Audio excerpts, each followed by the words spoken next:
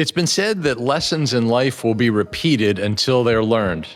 Hi, I'm Gray Worth, one of the senior consultants at the Center Consulting Group, here with my colleague Mike Kane.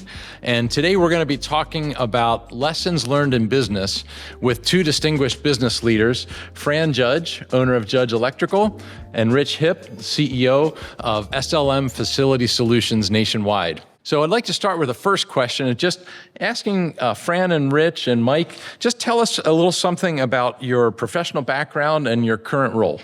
I'm Fran Judge. Been with Judge Electrical from the very beginning. Pat and my husband, Pat, and I had started it back in 1997. Both very young entrepreneurs willing to take a chance and start on our own. Wasn't what we expected, or we were very eager to go ahead and forge on a journey of being our own leaders and working for ourselves. And here we are 27 years later and 30 employees and focusing on possible succession planning to our children. So it's been a journey and very exciting one. So Sure has been. Yeah, thanks. How about you, Rich? Well, good morning, Gray. Good to see you again. Well, I'm an executive who's got 20 years plus experience in managing and leading privately held family businesses, but as a non-family member. And that's what I'm doing right now at SLM. And I'm also on the board of directors for a privately held family business. There's a common theme there called Village Handcrafted Cabinetry, which is a local Pennsylvania company that's also in a transition mode in growth. So I really enjoy doing those types of things. And most recently, I accepted a Board of Advisors role at St. Joseph's University in Philadelphia. And that's focusing on continuous education for professionals and something that I really enjoy doing. Wow, that's great. Yeah, thanks, Rich. How about you, Mike?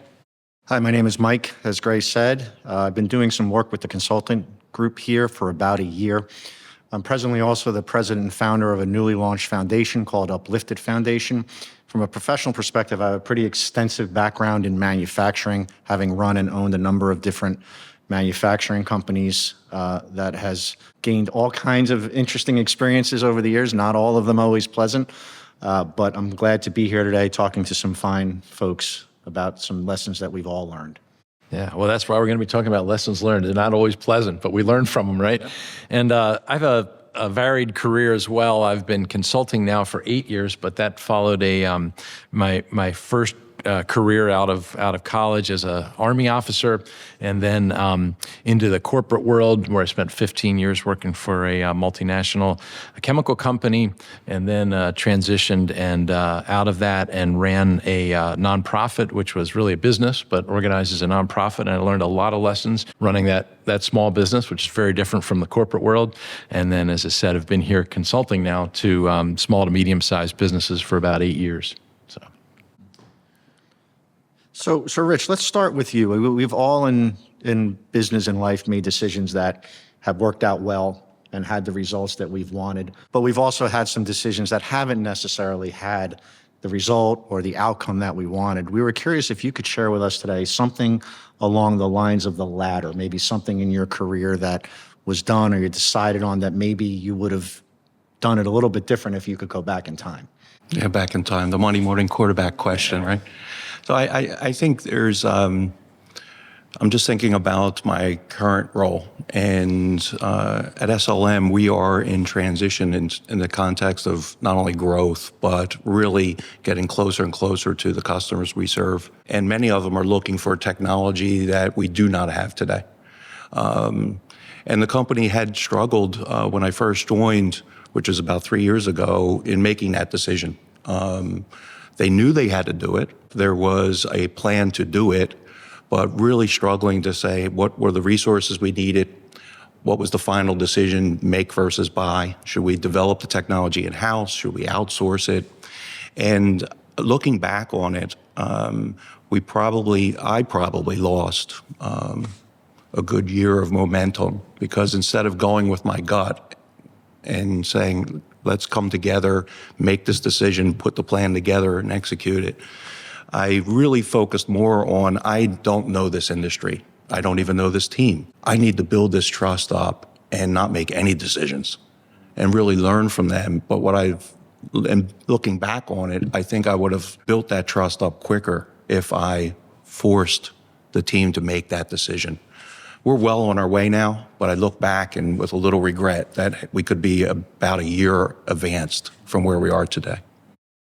Yeah, that's interesting. I was thinking a little bit for my personal perspective on, so I mentioned in the intro that I owned a manufacturing company a number of years ago, and we were going through a rough stretch of time about a year or so after I and a partner of mine had bought the company, some pretty substantial challenges. And sometimes the decisions that you could go back and do over were decisions maybe that you didn't make, right? Because I mean, even when you don't make a decision, that is a decision. And we had an opportunity to have 2 or 3 other smaller acquisitions that we could have pulled up into our business to diversify our services, all within a similar type of space, but different things that we weren't necessarily doing. But I think at the time I was a little focused on the here and now and the challenges that we were having versus, hey, we could help offset some of these challenges if we brought in some of these other types of things to grow the pie of the company, if you will, overall.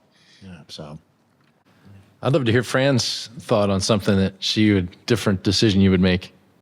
Yeah, thinking about this, it was kind of eye-opening for me because I never try to think in that aspect of changing anything. Just always feeling what was given to us as, the plan for us. So, in thinking about it, I realized that we are on our 6th location for the business, that we have moved 6 times in our 27 years.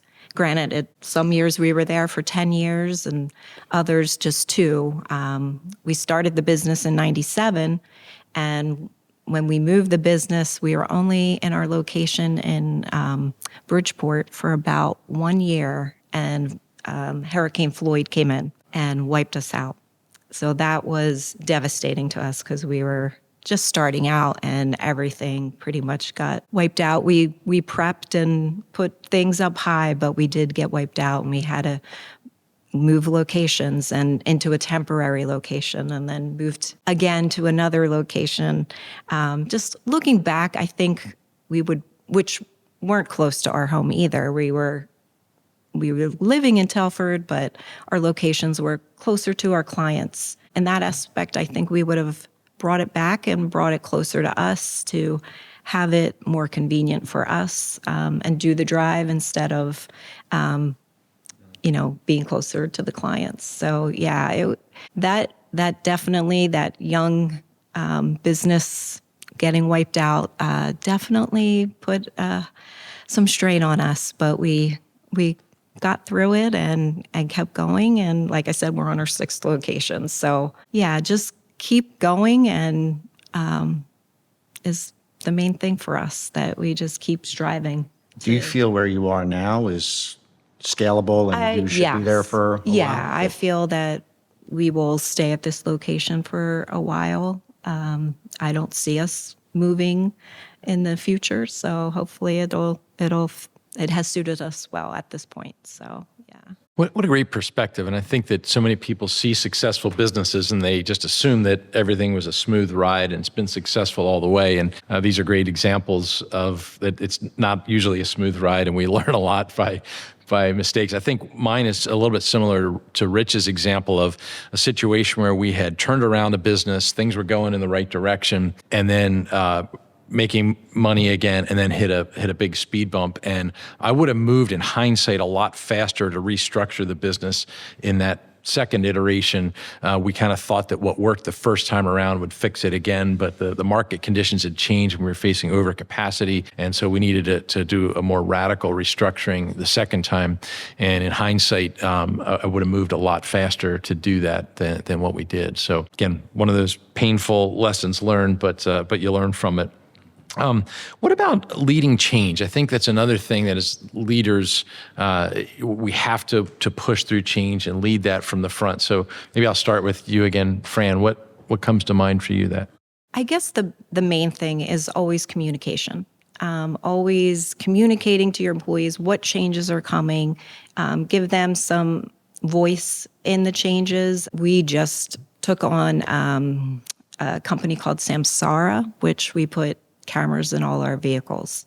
So that was a big change for our employees to get used to. And so, we also did it in our personal vehicles so that we're going along with the change and letting them see or seeing what they're seeing too. And I have to ask, front facing or driver facing or both? We did both. You did both. Interesting. We did both. And there was some pushback, and which we knew would come. But in all, I think everybody's getting more comfortable with it.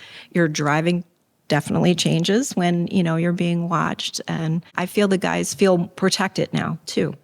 The drivers feel more protected that if something happens, that they won't get blamed because they have it recorded. So. How long ago was that? We just did just that did it, in okay. June. Yeah. So it'll be interesting in a year or 18 months to see Sure. what the impact has been Yeah. on incidents or... We've been talking about it with the employees for a couple years and with our insurance company and things like that. And we just took the dive and went for the change. And, we knew there was going to be pushback, but we tried to communicate the best we could with all of them. And every meeting, monthly meeting we have with everybody, we, how's it working? What's not working? And they just communicate. So communication. I love it. Communication. That's a tough one. We have a number of clients that have implemented or are talking about implementing driver-facing and forward-facing cameras, and it's a big change to lead. So, Rich, how about you? What's something you've had to lead from the front? I was just thinking about your comment about communication, and I think we've always heard that comment or the saying that people don't like change, but I really think it's more about the uncertainty. They don't like the uncertainty of change, and with that comes the communication. And I think what's really, really important, and you're doing it at your organization, is not just what we're going to change or the how we're going to change it, but the why behind it. When people start to understand the why, things can happen more quickly. The change. And then celebrating the small wins along the way so that they really can start to feel it and see. So it'd be really great if those, you have less accidents and things of that nature, you're sharing that with your team, because then they really start to understand, oh, that's why we did it, right? And it's just reconfirming that the change is a positive thing and that the only thing that is constant in business and in life is change, but we just have to embrace the uncertainty through good communication. I think that's really important. Share the why. I think that's great. Share why we're doing this. Yeah. That's great. Yeah, I think change is like just the constant thing that people are always talking about. And for me personally, we've talked about the communication, explaining it, but there's also that balance of also acting, right? Sometimes we get into we want everybody on board, we want buy-in, we want explanation. I'm thinking about, when I bought my manufacturing company or I ran a couple others, at some point, when ownership changes or things happen, other things change, and you have to be willing to just do it at some point. I think a lot of people we've talked about this, Rich, and some things, they just get paralyzed by the change and implementing it. So I think if you explain it effectively, get people on board, but then at some point you actually have to do it. And I think that's where a lot of people do maybe fall short, is that they don't actually execute what needs to be executed because it's hard. Sometimes those baby steps are important, right? So we get paralyzed because we're thinking about the big change and everything that goes into it, but just taking those baby steps and then measuring the adoption of the change, right? We have a big saying in SLM, what gets measured gets done. And so even when we're implementing change, we find ways to measure the adoption and how are people taking it on and what are the results? And let's celebrate in those small wins. And that can speed up the big change over time. You also have a saying at SLM that I learned that you like called fierce conversations, right? And I would imagine a lot of those fierce conversations have circled around change, a lot of that, Yeah, and I think if you wait until you have everybody on board for change, you'll never get it done. And so the old rule of thumb is, there's always going to be a third of people that never get on board. So there's usually a third, roughly speaking, that are excited about it and willing to change, about a third that can be persuaded through good communication and explaining the why. And then there's like a third that, they're really never going to completely get there. And you just have to push through that. Sometimes, people end up not making it as a result of that. But if it's important enough that for the organization, you have to do it. So, Rich, we had started with you with the question of what could you do over, right? Be vulnerable. But we've also I think, have made good decisions in our careers, right? It'd be interesting to learn from you a little bit about a decision that you've made or been involved in, whether it's SLM or elsewhere, that really worked out and maybe even surprisingly better than you thought it might have worked out. Yeah, I thought about this question because early in my career, I really was a leader that prided myself in getting things done. And in some cases, getting it done was the mission. And we had great results. We got things done. But it wasn't until I really started to think about the balance between getting things done, goals, what we do, to the how, the culture, and what it means. Because I think that the matching of the culture and the goals and getting things done and the how we get things done is what sustainable business is all about. And so for me, it was really embracing that. And I had it modeled the way there because sometimes I would get it done and I wouldn't leave dead bodies behind me, but I was the competitor. I wanted it to get it done. Let's get it done. And to Gray's earlier point, I think a third of the team came along because they were athletes too. A third of the team learned how to get things done, but I think we could have got a lot more people on board if we did that balance of making sure we did it in such a way that everybody understood the how. And at SLM, we are really focused on our culture. And we didn't, when I joined the company 3 years ago, we had a culture and it was good. But what we found as we really dug in as a leadership team is there are certain parts of our culture we needed to protect and really recommit to. And there were certain elements of the culture that we needed to stimulate and maybe even change. And we've done that over the last couple of years, and it's now making an impact. So we still have goals, and we measure those goals, but we're also measuring now how we do things. And so it's that balance of, getting things done and measuring it, the success, but also measuring the common culture of how we do things and how we treat each other. And I think when you get that combination right, great things happen. And that was my real key learning in business that I'm really committed to and having a good time doing it too. Of course. If you're not, what's the point sometimes?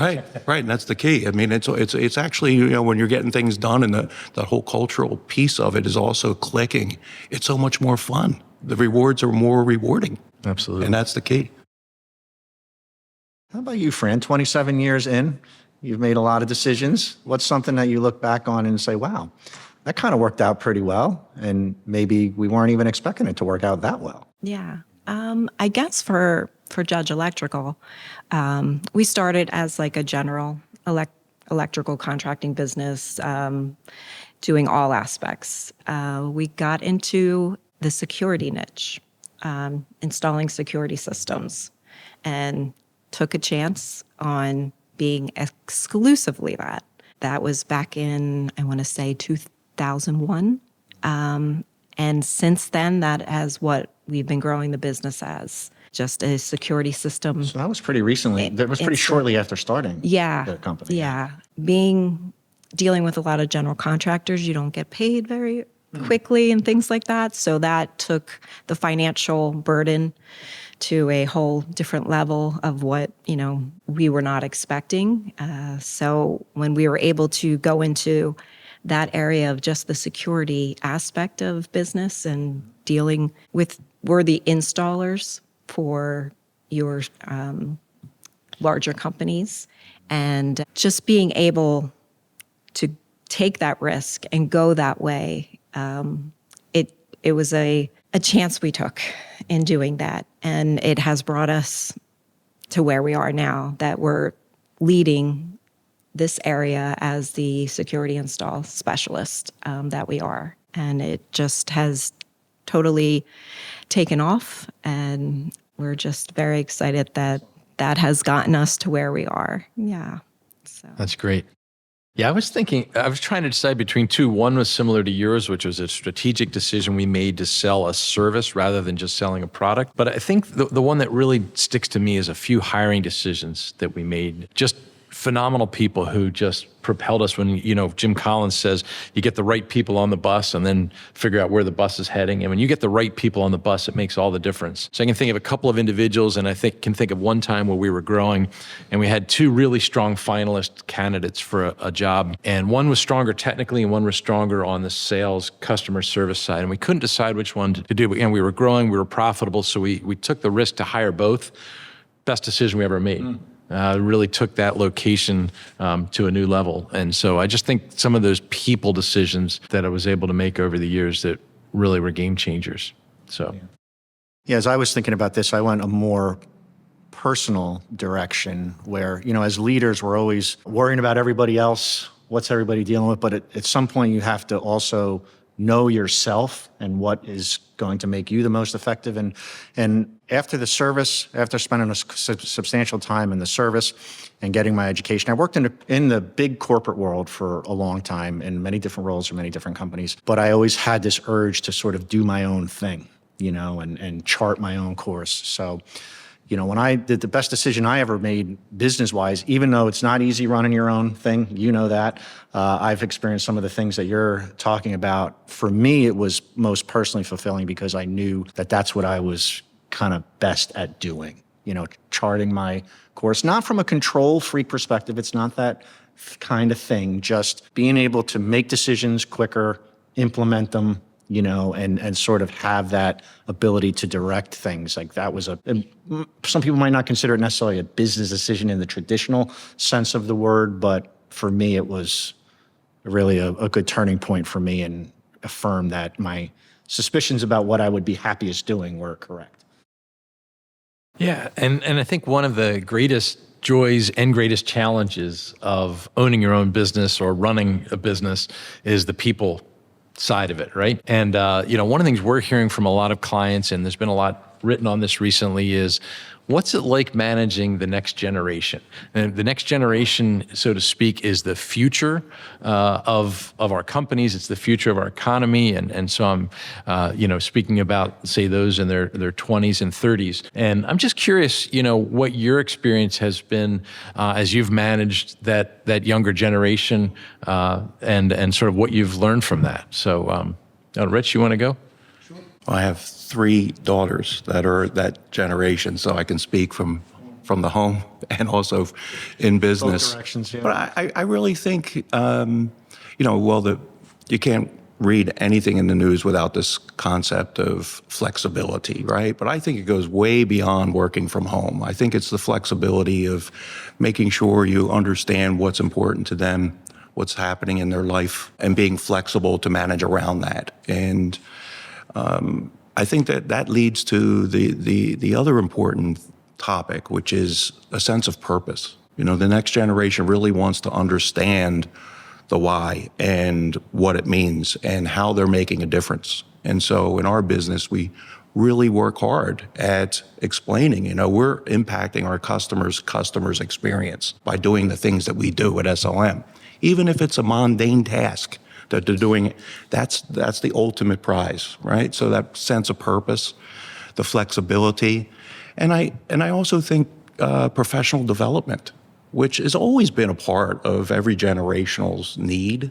But I think this younger generation really wants to see a clear pathway forward. If I do this, this, and this, can I get to that level? And what does that mean? And how can I help them get there as a leader? I think that whole career path and professional development is also very important. And so we're spending a lot of time focusing on that and doing a lot of work in exit interviews to make sure when the young generation's moving on, which they will, are we doing everything we can to support them in the time that they're with us so that it's a win-win. So I think those are the things that come to my mind. Interesting. Great. Yeah. Yeah, for me, I feel what they teach me. I feel I am learning from them every day, whether it's technical, whether it's how to balance life and business. I just feel they truly have a grasp on what life is about. And just with the technology and how much they know and can teach me is everything. We have also 3 children in their 30s. And looking to them to take over the business, and I think they will excel tremendously. Yes. because They figured it out. They figured it out. Yeah. Honestly, yes. great. They just have the aspect of the technical, the personal, the life, the family aspect of it all. And I just truly think they will succeed greatly. That's wonderful. What a great perspective. Yeah. Yeah, I think I was on the road with Rich there a little bit. One of the things we hear a lot, and I also have 3 children, 21 as the oldest, so I have that generation. And, we hear a lot about the younger generation doesn't want to work or they're not studious, and that's not really necessarily true. I think every generation has some semblance of people that may not want to work hard, but the freedom and the flexibility is a big thing, like you were saying, Rich. And I also think that this was sort of moved faster and expedited with the COVID-19 pandemic. It affected a lot of things, obviously, but you started to get that a lot more work from home, not going to the office traditionally, and that sort of got baked into some culture of an expectation thing. And then a lot of companies obviously had battles to get people back to the office. But I think one of the things that I was kind of with you on, Fran, was that I think maybe sometimes younger people have learned maybe sooner than maybe we did about what is the best quality of work-life balance. It's important to work hard, but you have to have that perspective of things. So I don't subscribe to the theory that nobody young wants to work hard. I just think we need to sometimes do a better understanding of them and maybe learn a little bit from them too about how to look at life, a little bit. So. This has been a great conversation, and I want to thank Fran and Rich for joining Mike and me to discuss these lessons learned in business. We'd love to talk to you about your business challenges and your business situation. Please reach out to us. Thanks.